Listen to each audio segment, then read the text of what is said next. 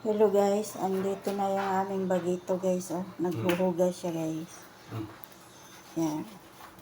Hi ka Tom. Hi guys, inutusan na naman ako. Ayan. Inutusan daw siya guys. Hihiga lang sana ako at pagkakababoy. Magpakababoy. Ayun, namutsan na nga ako eh. Chan chan chan. Yan guys. Malaki na bansan ko. Hindi na lang kagaya dati, manipis. Manipis talaga dati, syempre. Ayan guys. Ayan, hugas-hugas siya na. Tumbler. Ito ba yung nakakabot ako? Wala, hindi ba hindi na na. Ayan, para-paraan.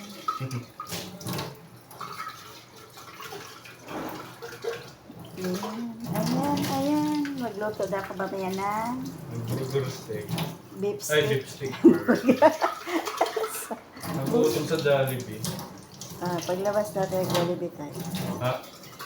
Paglabas natin ng Jollibee tayo. Ito yan. Pagawin mo kasi pagising. Ha? Pagawin mo Tawagan pagising. mo kasi ako, pwede naman. Pag sasadyain talaga natin maglakad. Ayan o. Yan mamaya yung lulutuin ko. Ang beef steak. Beef? Para kasi yan siyang bacon, kaya hindi siya ano eh. Hindi siya.